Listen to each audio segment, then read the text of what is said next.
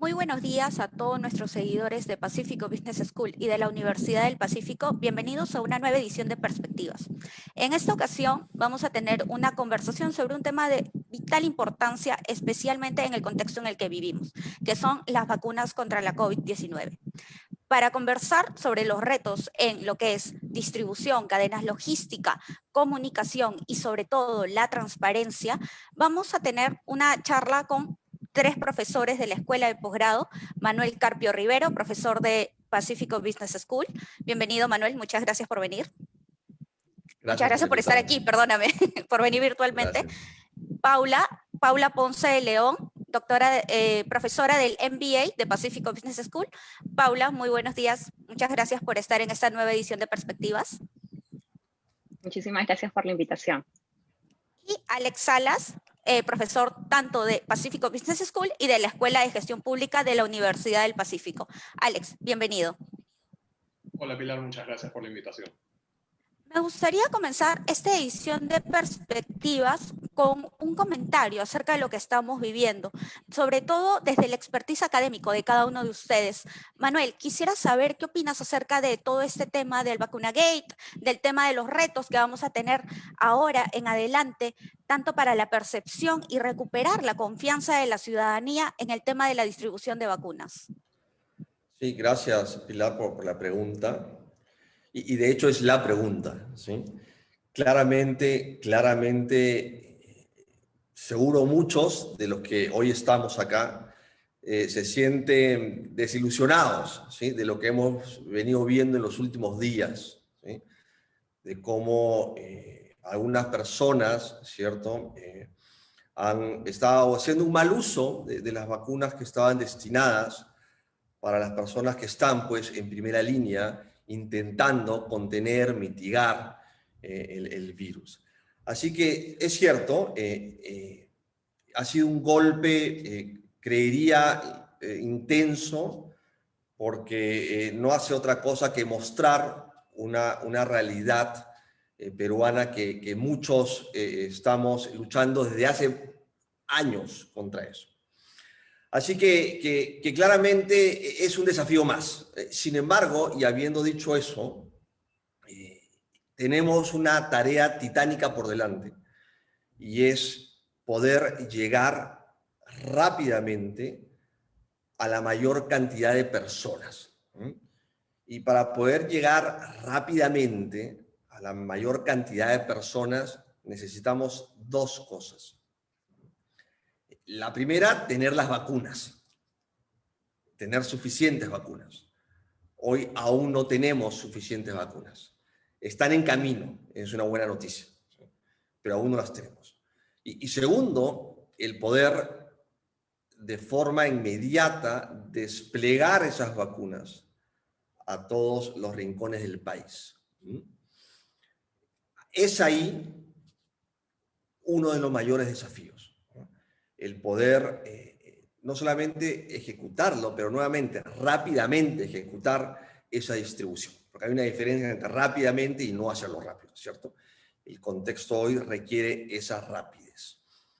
Pero no solamente la distribución, y con este último comentario te doy el paso, Pilar, no solamente es en la distribución de las vacunas, sino también en el proceso de vacunación.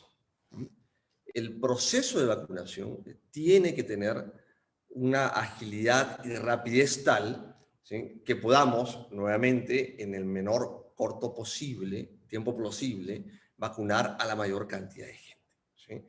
Hoy en día tenemos un promedio de 12.500 vacunas al día, más o menos, ¿sí? Eso haría que vacunemos a todo el país en más de 2 años y medio, ¿sí? Para ponerles un ejemplo, Chile ha tenido días de 270.000 dosis, ¿sí?, o 180.000 dosis, 150.000 dosis. Así que tenemos que mejorar el proceso de vacunación e intentar vacunar a la mayor cantidad de personas posibles. Y más adelante seguramente compartiremos cómo hacerlo. Muchas gracias, Manuel. Paula. Muchísimas gracias, Pilar.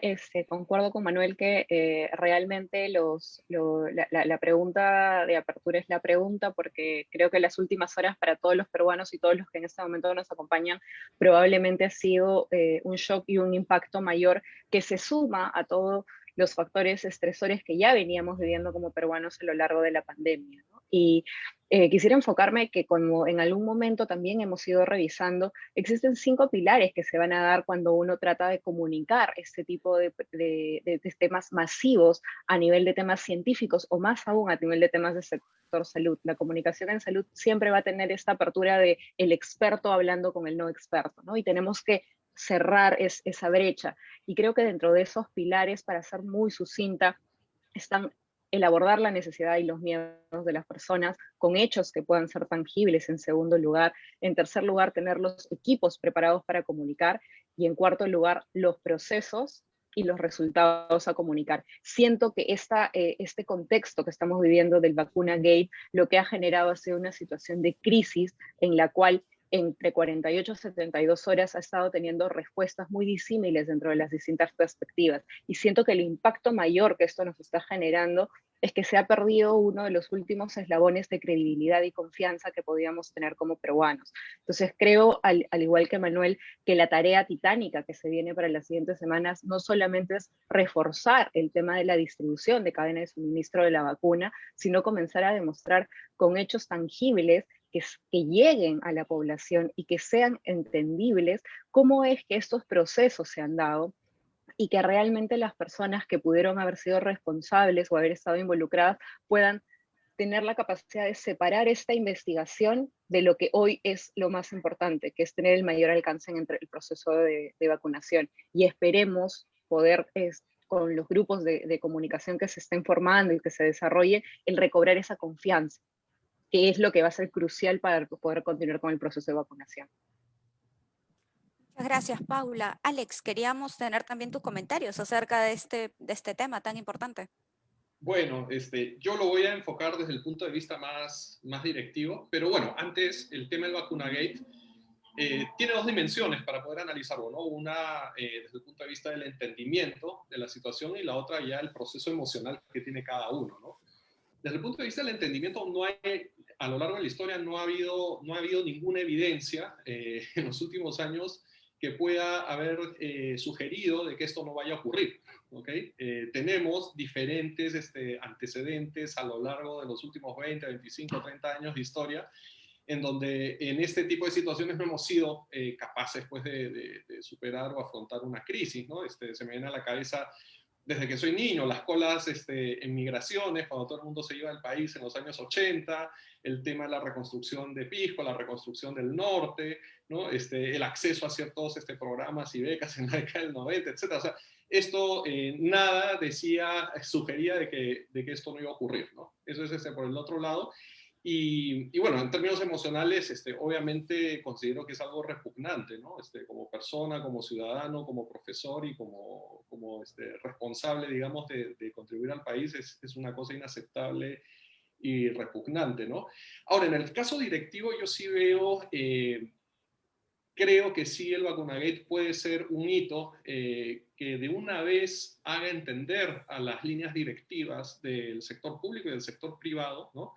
Que efectivamente la transparencia es la lógica dominante. O sea, no podemos estar con la ilusión de estar tomando decisiones, de estar registrando acciones, ¿no? Con la ilusión de que uno no va a ser visto, ¿no? Ya la integridad obviamente te plantea, actúa como si todo el mundo te estuviese viendo en todo momento, ¿no? Pero ya en términos prácticos es antieconómico, ineficiente, inmoral y poco inteligente el estar manejando decisiones a escondidas, ¿no? Como fue el caso de Vacunagate y las acciones. Ahora, la pregunta es ¿por qué? Esto no es gratuito. Yo no creo en que las personas sean buenas o malas en sí mismos, sino que son las circunstancias las que te llevan a eso, ¿no? ¿Cuál es la circunstancia? Yo creo que hay elementos inherentes en las líneas directivas en general, al menos es lo que conversamos mucho en clases, que tiene que ver con que no tenemos capacidad comunicacional, no sabemos manejar discusiones alteradas, no tenemos, incluso muchas veces no tenemos los skills de debate, ¿no? Entonces, en un mundo del siglo XXI que se ha vuelto más emocional, más masivo, de más necesidad de reaccionar a corto plazo, se ve y se notan más esas brechas, ¿no? Entonces, muchas veces en vez de salir y decir, bueno, hemos tomado esta decisión, o sea, por ejemplo, Donald Trump se hizo un tratamiento con un tratamiento experimental y nadie dijo que estaba mal, ¿no?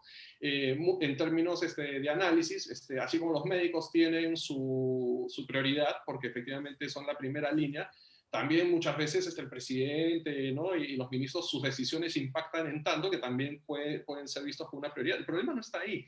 El problema está en cómo lo comunico, cómo lo transmito y cómo encaro a los diferentes medios y a los stakeholders para mantener ese tema. Esa capacidad no la tenemos muy desarrollada ni en Perú ni en general en los países latinoamericanos, ¿no? Estamos todos en un proceso de aprendizaje y creo que esa falta de capacidad nos lleva a la tentación de ocultar ciertas actividades que tarde o temprano terminan saliendo a flote, como ha pasado en el caso de Vacunagate.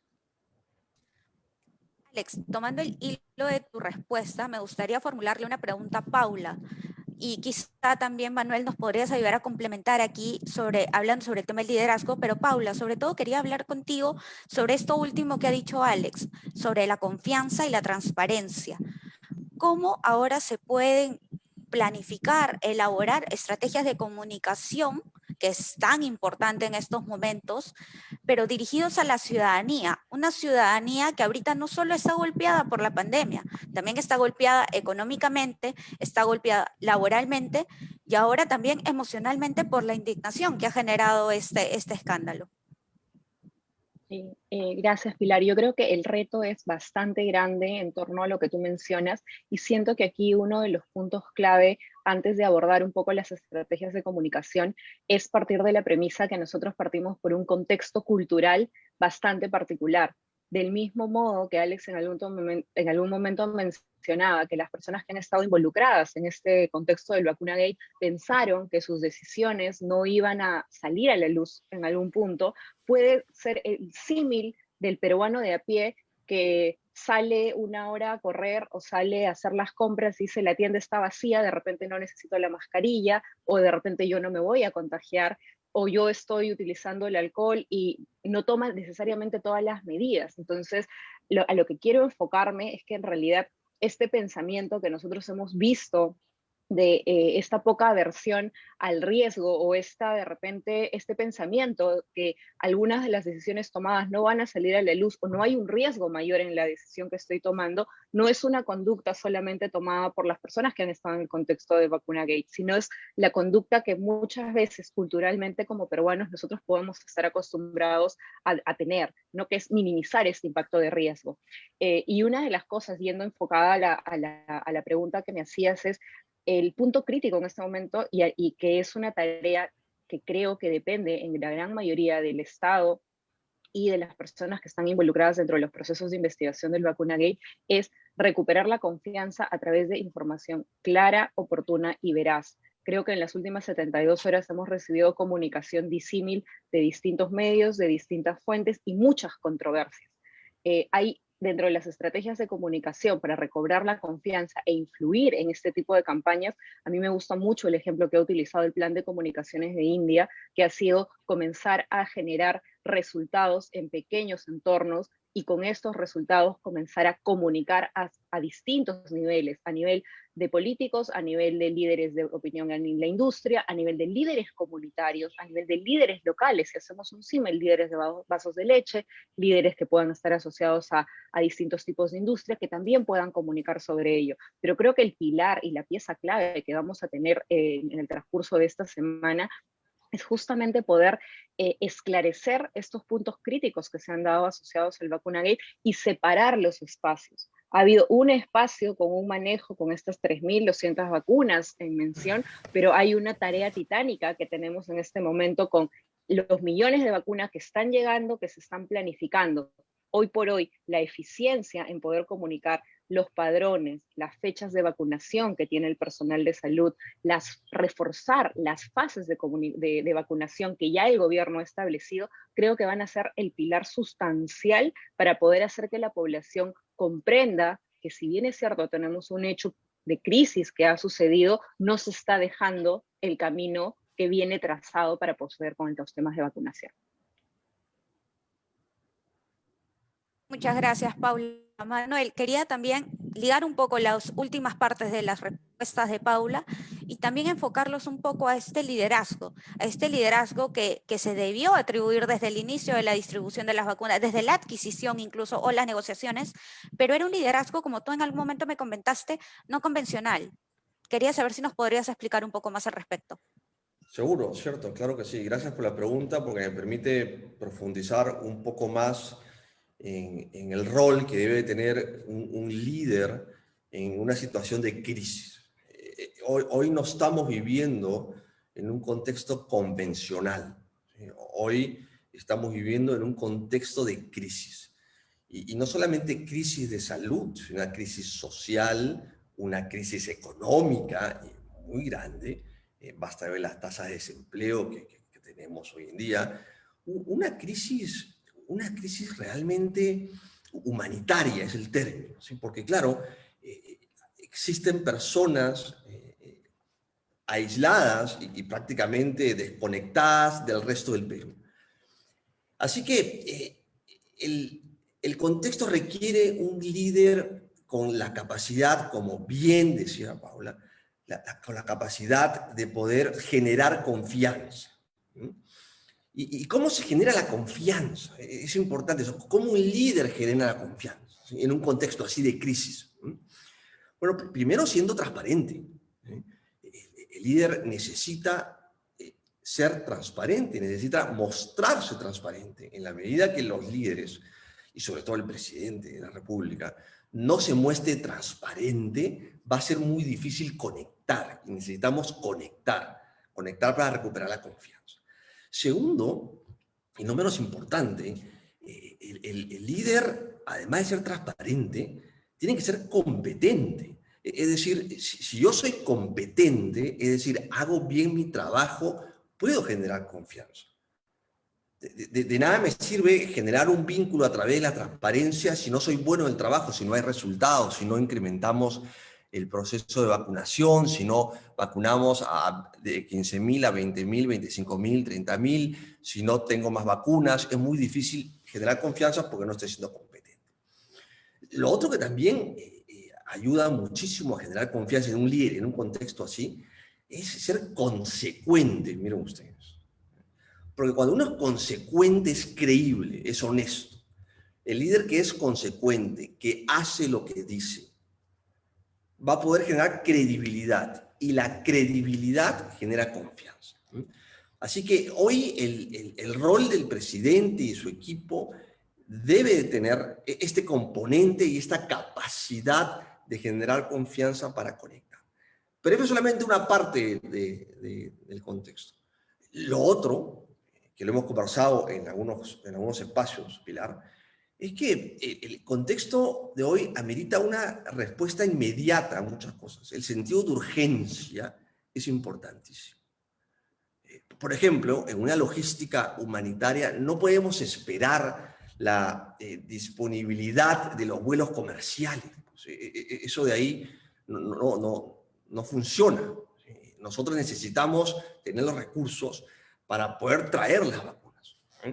O, por ejemplo, no podemos estar supeditados solamente a un tipo de vacunas. ¿Sí? El caso de Chile, y digo Chile porque es nuestro país vecino, es exitoso porque lograron negociar y armar un portafolio muy bien diversificado en términos de distintas vacunas. Y eso hizo que hoy Chile pueda tener un poco más del 8% de su población vacunada. Necesitamos un liderazgo atrevido, un liderazgo que esté al costado de la línea de operación. Estas crisis no se resuelven a control remoto sentado en una oficina, no funciona así. Uno tiene que estar cerca a la acción para poder facilitar los recursos. En la medida que yo estoy cerca a lo que está sucediendo, voy a poder entender lo que está sucediendo. Y si entiendo lo que está sucediendo, voy a poder desplegar los recursos que los equipos requieren, ¿sí? Así que el liderazgo es un liderazgo diferente, disruptivo, es un liderazgo atrevido y sobre todo, como bien comentaba Paula, es un liderazgo que necesita saber comunicarse, necesita hacer visible, ¿sí? Dar visibilidad de las cosas que está haciendo o que estamos haciendo. Gracias, Manuel. Y qué importante es lo último que nos estás diciendo, y me gustaría enfocarlo también con una pregunta para Alex acerca de este enfoque que debe darse para el liderazgo público en el sector, un sector muy golpeado en estos momentos, donde la confianza en la ciudadanía está ahí. Sin embargo, ha habido un golpe muy fuerte ante la indignación por todo lo que está sucediendo y también previo al Vacuna Gate, ¿no? El Vacuna Gate era todo también un tema de, ok, me traen tal número de vacunas, pero ¿en cuántos días me lo entregan o en cuántos días comenzamos la aplicación? Ciertas dudas acerca de la eficiencia que se podría dar desde el sector público. ¿Qué enfoque le podríamos dar, Alex? A ver, básicamente cuando uno ocupa un puesto de autoridad en el sector público, está en condiciones muy desiguales respecto al sector privado. En el sector privado tu principal preocupación es, bueno, que no cumplas ciertas metas, ciertos objetivos, no enriqueciste a los accionistas, porque bueno, está para crear valor de las acciones, ¿no? Y bueno, y en ese sentido pierdes el trabajo, buscas un trabajo que haga mejor match con lo que buscas, a lo mejor tu prestigio puede verse en cierto riesgo, ¿no? En el sector público te das preso. ¿Ya? O sea, te das preso si no firmas bien un formulario, si lo llenas mal, ¿no? Cuando todos tienen como objetivo enriquecer, aumentar el valor de las acciones, todos se ponen de acuerdo porque hay un propósito común, ¿no? En el caso del sector público, el miedo es común, pero no hay un propósito único que los junte, ¿no? Entonces, ¿dónde se da el desgaste en el funcionario público? Y quienes son funcionarios públicos y están viendo este video, estoy seguro que me van a dar la razón, es básicamente la dificultad de construir confianzas a lo largo de la cadena de valor, ¿ok? Entre el Ministerio de Salud y el gobierno regional, entre el gobierno regional y el gobierno municipal, entre el proveedor privado y la entidad pública, entre la entidad pública y OCE. O sea, ahí es donde de alguna manera uno avanza a la velocidad de la confianza que tienen las partes entre sí, ¿no? Y bueno, bajo teoría de restricciones, uno sabe que uno avanza a la velocidad del factor más lento, y justamente es la confianza, ¿no? La confianza interinstitucional e intrainstitucional es un tema bien complicado. Por lo tanto, el líder público, el directivo público, lo que tiene que dedicar en este momento es a la construcción de confianza. Ahora viene la pregunta, ¿cómo construyes confianza en una situación de incertidumbre? Donde los laboratorios te dicen, oye, no tengo producción, así que espérame 3 meses más, ¿no? Donde ya te comprometiste con la población para ciertas fechas. Tenemos claro que el qué no es una variable que podemos controlar e incluso no podemos predecir, pero sí podemos dar mensajes muy consistentes, y ahí es donde rescato muchas ideas que mencionaba Manuel respecto del cómo, ¿ya? Yo no te puedo decir cuándo llega la vacuna a esta localidad, pero sí te puedo decir cuáles son los criterios con los cuales yo voy a distribuir. Te puedo ir adelantando cómo voy a resolver ciertos conflictos que involucran priorizar un valor sobre otro, ¿no? Eso yo sí lo puedo ir comunicando y lo puedo ir adelantando, y actúo en consecuencia de esa manera, ¿no? Entonces, eso de alguna manera brinda mayor certidumbre en la ciudadanía, ¿no? Y de alguna manera genera un pequeño voto de confianza, ¿no? El voto de confianza es como las finanzas, ¿no? Te van dando si eres creíble, te lo retiran o no, ¿no? Entonces, igual la palabra es como la moneda, ¿no? Si hablas mucho y respaldas poco en acciones, generas inflación de palabras, ¿no? Entonces, ahí es importante justamente, si no tienes claro el qué, por lo menos garantiza cómo, la manera en la cual vas a trabajar los temas, qué valores vas a priorizar en estas situaciones, cómo se va a distribuir, ¿no? Ese es un tema, y el otro asunto es tener una lectura muy clara de cuál es la necesidad de autoridad que tienen los diferentes escenarios en los que se mueve el directivo público, ¿no? Las necesidades de autoridad son básicamente 3, ¿no? Al menos yo considero que son 3, que son orden, ¿no? Las personas te otorgan o te retiran autoridad cuando eres ordenado o desordenado. Protección, ¿no? Las personas te retiran o te otorgan autoridad si tú les das ese espacio de protección. Y bueno, la tercera es orientación técnica, ¿no? Lo que estamos haciendo ahorita es orientación técnica, ¿no? Por eso quienes nos ven nos están otorgando cierta autoridad. Entonces, uno tiene que estar viendo qué es lo que me están pidiendo, detrás del reclamo, qué me está pidiendo. ¿Qué me está pidiendo esta persona que me está gritando? Me está pidiendo protección. Entonces, si me está pidiendo protección, mis acciones tienen que ir a cubrir esa necesidad. Si yo les doy orientación técnica en ese momento, cuando me están pidiendo protección, los voy a irritar más, ¿no? Y puede estar irritando al área logística, que tiene que pasar el TDR, puede estar irritando al alcalde, que está muerto de miedo porque los pobladores lo quieren ajusticiar, ¿no? En fin, hay una serie de... El directivo tiene que tener ese olfato y esa visión para poder ver tres simples cosas. Me están pidiendo orden, me están pidiendo protección o me están pidiendo orientación técnica. Muchas gracias, Alex. Invito a todos nuestros seguidores, quienes nos están viendo tanto para las redes de desde la Universidad del Pacífico y de Pacifico Business School, a dejarnos sus consultas. Aquí tenemos 3 grandes especialistas que nos están apoyando sobre el tema. Y Paula, quería hacerte una consulta. Hemos hablado mucho del tema de confianza, transparencia, pero quisiera también preguntarte acerca de la concientización, sobre todo cuando previo a la llegada de las vacunas, aproximadamente la mitad del país, 48%, según las encuestas, no confiaban en las vacunas, no confiaban en aplicársela. Entonces, ahora ha comenzado un proceso de vacunación. Ya vemos que no hay efectos adversos, y si los hay, estoy segura, como bien en algún momento lo habíamos conversado con Manuel, que deben de ser identificados. ¿Para qué? Para conocer el efecto que tiene en nuestra población. Sin embargo, ahora estamos empezando con la primera línea. ¿Qué podemos hacer para lograr esa concientización en la ciudadanía? Yo creo que es una muy buena pregunta, Pilar, porque yo creo que aquí el reto no es que se vacunen solamente los que están en primera línea o los más vulnerables.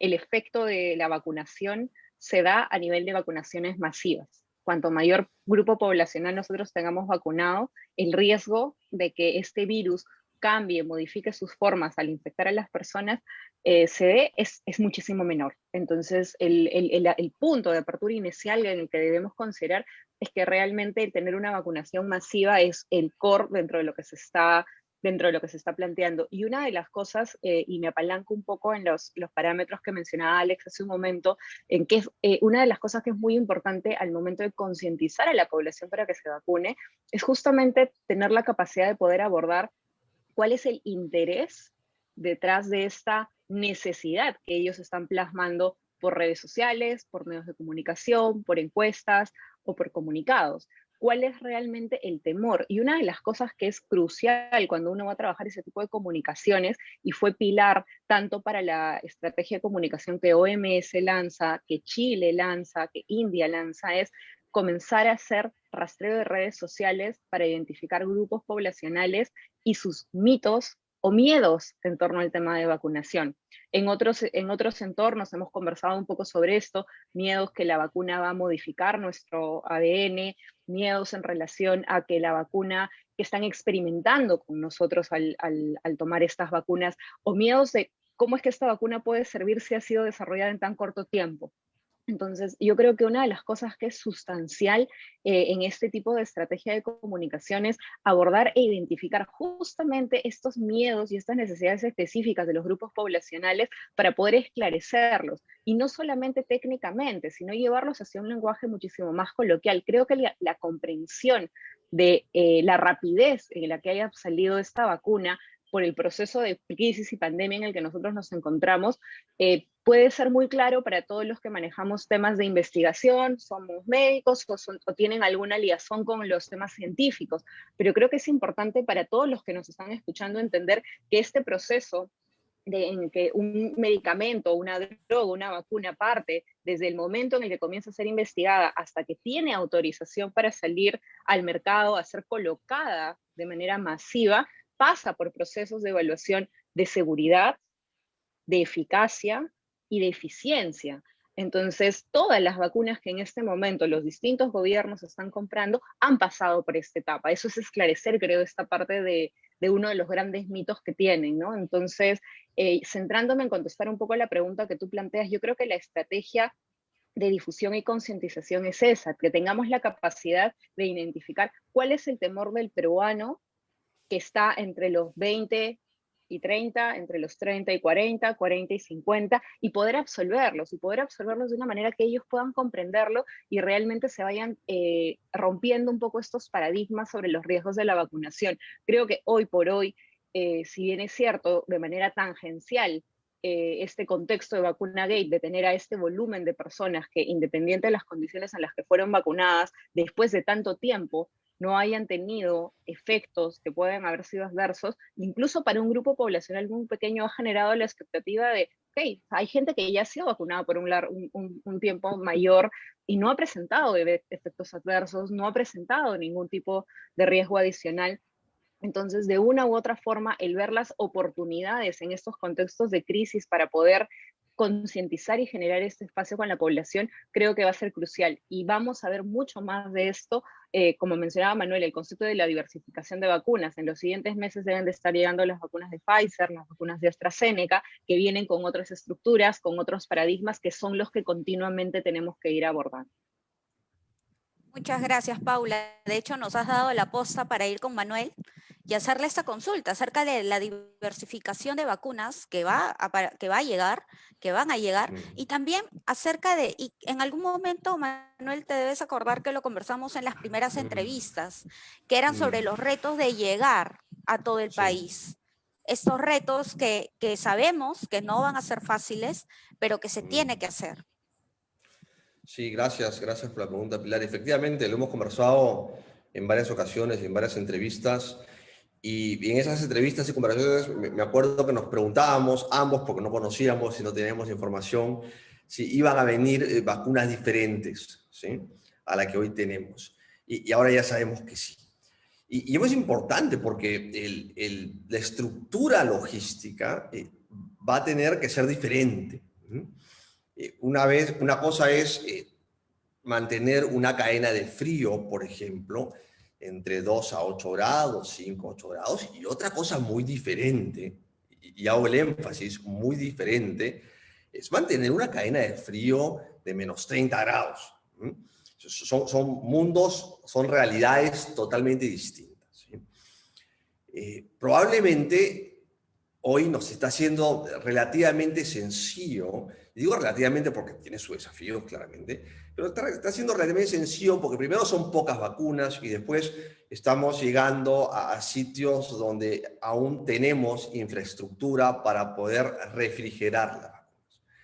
Pero ahora vamos a tener que encontrar infraestructura y vamos a tener que definir logísticas para poder mantener temperaturas mucho mayores.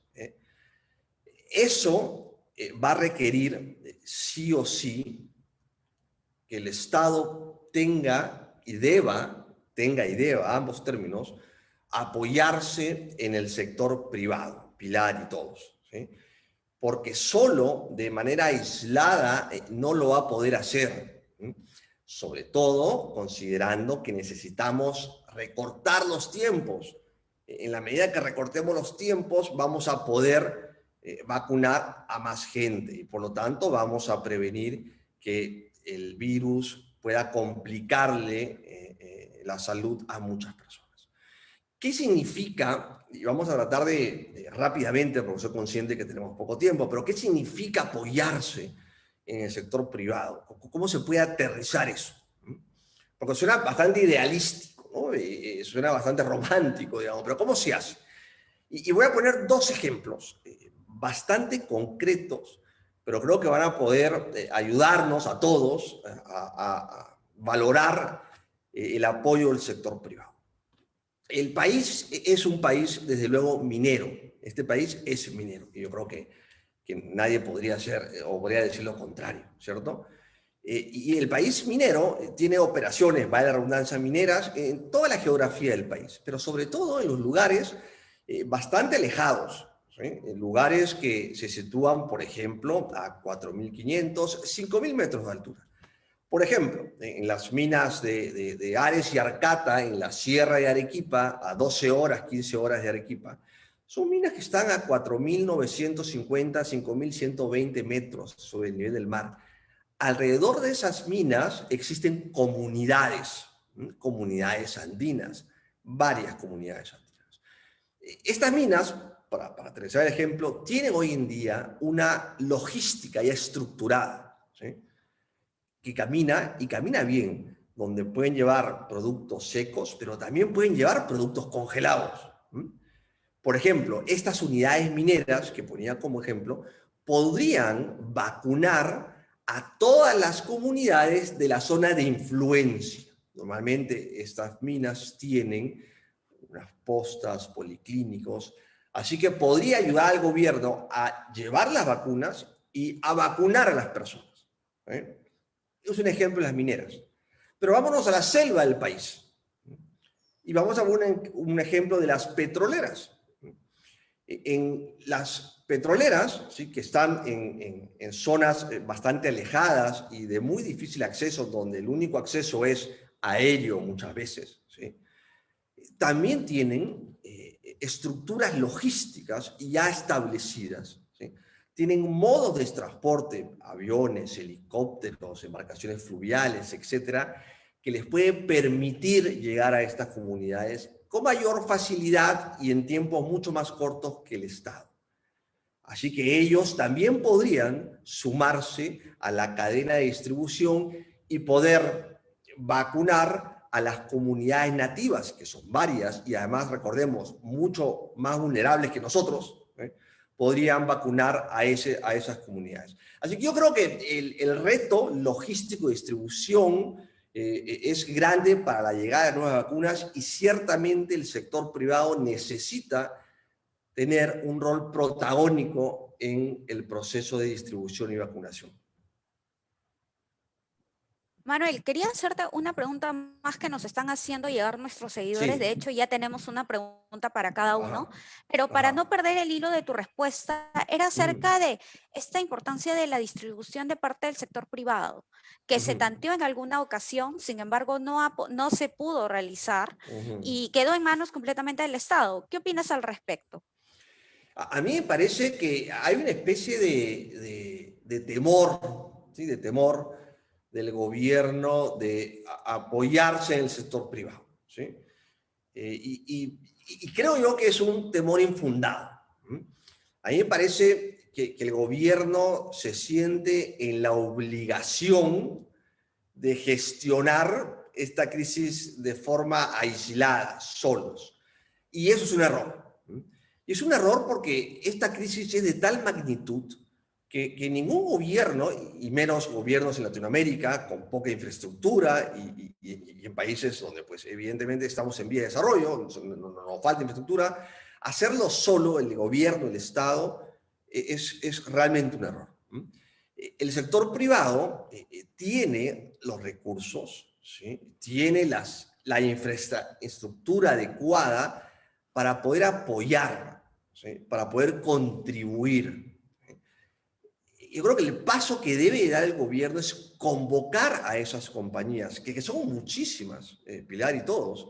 Hay muchas compañías que están dispuestas a ayudar, ¿sí? Y el gobierno debe de perder ese miedo, dejarlo de verlo como el lobo feroz, digamos, desde el cuento de la Caperucita Roja, ¿no? Y verlo más bien como un aliado que puede sumar, ¿sí? Yo estoy convencido que muchas compañías y muchos directivos y líderes están más que dispuestos en prestar sus recursos y sumarse a este proceso de vacunación y de distribución. Muchas gracias, Manuel. ¿Y qué tanta razón tienes en tu respuesta, sobre todo en este tema de romper un poco el paradigma, ¿no? Siempre hemos Sí, visto un Estado versus privado, cuando exacto, realmente son aliados. Entonces, pero exacto. como también lo hemos dicho durante este live, durante esta conversación, es que los resultados se muestran con acciones. Entonces, quizá eso es lo que falta. Eso es lo que falta, demostrarle también a una ciudadanía golpeada, en desconfianza, golpeada, en incertidumbre, y es momento de demostrarlo quizá en acciones, con resultados. Alex, tenemos una pregunta para ti de parte de nuestros seguidores. La voy a leer. Desde tu experiencia laboral y académica, ¿cuál sería la herramienta que permitiría realizar una mejor gestión a propósito de esta pandemia? ¿Crees que los principios del gobierno abierto, como es la transparencia, serían una solución? Correcto. Ok. Muy buena pregunta. A ver, la transparencia en la información pública y el gobierno electrónico tienen una paradoja, ¿ya? Tienen una paradoja porque su creación es racional, ¿no? tiene una creación racional, se ve, se define que es un camino adecuado, que genera mejores check and balance, pero su consumo es emocional, ¿no? Entonces, tú sueltas información con la idea de informar para que una persona se haga un juicio mayor, pero el usuario de redes sociales, independientemente del nivel de educación, acá no estamos hablando de que uno lo procese emocionalmente porque tiene o no tiene mayores, menores recursos o educación. Todos casi por igual procesan las cosas de manera emocional, ¿no? Entonces, tú generas información para construir mayor conocimiento, pero generas acciones adversas porque la gente está emocionalmente, de repente, está predispuesta negativamente, ¿no? Entonces, yo creo que ahí hay un dilema, ¿no? La velocidad que tiene el Estado y las empresas privadas también para responder cuestionamientos en redes sociales es todavía muy, muy pobre, ¿no? Entonces, básicamente tú sueltas una información, por eso se viene todo un tsunami de críticas, de temas, ¿no? Falla un tema en la cadena de distribución e inmediatamente viene una ola de críticas, ¿no? Por ser un tema emocional. La transparencia es una estrategia, es una línea, es una política pública, ¿no? Que no puede ser bien implementada si es que nuevamente los directivos y las organizaciones adolecen de las competencias y capacidades internas de comunicación, ¿no? Yo sé en una gestión que voy a cometer errores. O sea, no hay nadie en el sector público que creo que esté creyendo que va a estar libre de errores o va a estar ratoneando, escapándose pues, de un error en el error, y eso no es gestionar ni crear valor público, ¿no? Por otro lado, también sabes que te van a cuestionar, porque hay fuerzas políticas, hay intereses públicos, privados, que están alrededor de lo que hace un directivo público, ¿no? Entonces, nuevamente, la lógica dominante es fortalecer las capacidades de comunicación externa, fortalecer la capacidad de comunicación estratégica, ¿no? Individualmente en el directivo y a nivel de capacidad de responder. O sea, hay que tener community managers, hay que tener todo eso para poder estar en condiciones de soltar información de manera transparente, ¿no? Porque cuando no ocurre eso, pasa lo que hemos visto, ¿no? Y lo ha pasado, lo veo en diferentes casuísticas, ¿no? Que es, ves, oye, si suelto esta información, todos se me van a tirar encima, entonces, ¿sabes qué? Mejor la oculto, o la pongo, ¿no?, bajo la alfombra, o la suelto, pues, en el peruano, donde de repente nadie lo va a leer. Pero hay 10 o 15 personas en el país que ven el peruano sobre ese tema y lo leen a detalle y lo van a sacar a la luz, ¿no? Porque finalmente tienen el incentivo para hacerlo, ¿no? Entonces, yo creo que esa es la respuesta. La transparencia es buena, siempre va a ser buena, pero tenemos que estar preparados, como con cualquier política pública, para poder llevarla a cabo, ¿no? Muchas gracias, Alex. Y ahora le voy a hacer una pregunta a Paula, que es un poco más de coyuntura, pero sí queríamos también tener todo este respaldo académico que tienes, además como también todos tus conocimientos en medicina. Y Paula, la pregunta para ti era, el que los médicos de la Cayetano se hayan aplicado la vacuna, ¿no sesga o invalida de alguna manera el estudio? ¿La efectividad menor de Sinopharm significa que es peor que otras vacunas? Que creo que justamente es Muchísimas esas gracias. dudas que nos comentabas en tu última respuesta. Sí, yo creo que es súper importante poder absolver estos mitos, y gracias en realidad a las personas que nos ven por atreverse a poder preguntarlas, porque probablemente es algo que todos hemos estado pensando en estos últimos días. Algo que tenemos que tener en claro es que sí existe una división dentro de los procesos que se han establecido al momento de hacer la aplicación de las vacunas. Han habido 3.200 vacunas que han llegado, que eran vacunas que se sabía que se tenía el principio activo, y han llegado y han tenido este fin o han corrido este uso de aplicación asociado al contexto del vacunagate, donde han habido médicos de Cayetano, figuras públicas que han sido vacunadas.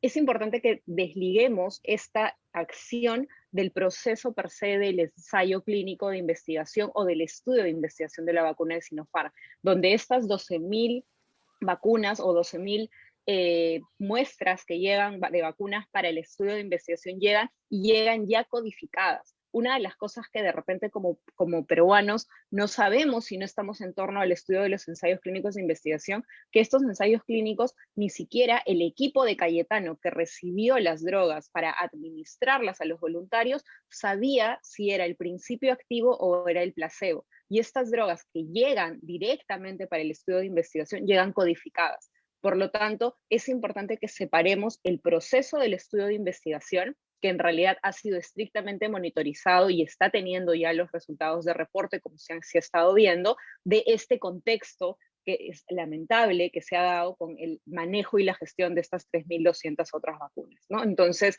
si la pregunta es si este espacio puede invalidar el estudio, no. ¿En qué contexto se podría invalidar un estudio de investigación? Si los investigadores dentro de los 12.000 voluntarios hubieran tenido conocimiento si lo que ellos estaban aplicando era una vacuna o era un placebo, cosa que era imposible porque estas drogas llegan codificadas a los que están liderando el estudio de investigación. Entonces es importante que separemos estos dos procesos de análisis. Yendo hacia la segunda pregunta en torno al tema de si es peor la vacuna de Sinopharm al mostrar una eficiencia menor que las que estamos escuchando en el mercado, AstraZeneca, Pfizer, Moderna, en realidad la respuesta es no, porque lo que nosotros estamos hablando y cuando se determina en un estudio de investigación la eficiencia que tiene una vacuna, lo que estamos hablando es de la probabilidad de riesgo que tiene una persona al usar la vacuna de no infectarse. Cuando nosotros hablamos en el mundo de las vacunas, al momento que salen hacia venta en el mercado, una vacuna podría, dependiendo de la criticidad del contexto en el que estemos, salir al mercado desde un 50-60% de efectividad. Esto es muy importante que nosotros lo sepamos porque aquí nosotros entramos a evaluar la condición de riesgo-beneficio que nosotros podríamos tener. Son las probabilidades, en este caso con Sinopharm, hay un 74% de probabilidades que las personas que se apliquen esta vacuna puedan desarrollar las sustancias que van a protegerlos contra la enfermedad. Y no es que estemos hablando que esta explicación solo esté asociada a la vacuna de COVID. Creo que el ejemplo más tangible que nosotros tenemos, y lo aterrizo para ser muy sucinta, es la vacuna de la hepatitis B, que probablemente la mayor parte de peruanos ha tenido que aplicarse esta vacuna, que es una vacuna que se da en 3 dosis, y la tercera dosis se da a los 10 años, que es como el refuerzo de la vacuna. Y cuando uno va a aplicarse esta tercera dosis, lo que se suele hacer es que miden la cantidad de anticuerpos que tú tienes. Entonces, si hablamos de la hepatitis B, que es una vacuna que lleva casi desde 1984 en el mercado, que demuestra que hay un volumen de personas que no necesariamente desarrollan los anticuerpos a largo plazo y que requiere un refuerzo, es algo muy similar al proceso que hoy vivimos con el tema de la eficiencia de las vacunas COVID. Es importante resaltar que esto es la probabilidad y que en el mercado una vacuna para poder salir de venta normalmente sale con una probabilidad de eficiencia de 50-60%. Y en este caso se han estado dando estas aprobaciones anteladas en el caso de COVID, por eso el menor tiempo, justamente por el contexto de crisis que tenemos. Hoy en día, el vacunarnos con Sinopharm, Pfizer, Moderna, AstraZeneca, la vacuna que tengamos es la mejor opción que podemos tener a enfrentar los síntomas de la enfermedad en caso que tuviéramos un contagio. Muchas gracias, Paula. De hecho, muchas gracias también por explicarnos de una manera tan didáctica sobre estos mitos que surgen, están alrededor de la vacuna y que deben responderse. No deben ser, no sé, quizá motivo de confrontación, de debates y todo. Yo creo que siempre y cuando tengamos una respuesta técnica argumentada, es válido explicar, sobre todo en este tiempo de pandemia. Alex, Manuel, Paula, el tiempo se ha pasado volando, pero quisiera pedirles a cada uno de ustedes un último mensaje, una última respuesta, que es ¿qué lecciones nos está dejando el contexto que vivimos? Generalmente esta pregunta es ¿qué lecciones nos deja la pandemia? Pero creo que en estos momentos nuestro país afronta retos también tan grandes como la pandemia, que es quizá estos momentos de incertidumbre, de crisis. También estamos próximos a las elecciones, que implica un cambio para todos nosotros. Quería saber qué lecciones nos está dejando y qué debemos hacer para enfrentar quizá los retos o desafíos que ahora pueden ser un poco más grandes, ahora pueden ser un poco más complejos, pero que deben afrontarse. Manuel, comenzamos contigo, por favor. Gracias, Pilar. Sí, mi reflexión sería la siguiente. Ya hemos visto desde el año pasado que muchas de las cosas que intentamos hacer para gestionar y responder a la crisis no han funcionado. O no han funcionado como hubiésemos querido que funcionen. Y cuando las cosas no funcionan como hubiésemos querido que funcionen, tenemos que idear, pensar, crear, formular nuevas acciones. Si nosotros seguimos respondiendo a la crisis de la forma que hemos venido respondiendo, no vamos a obtener resultados diferentes.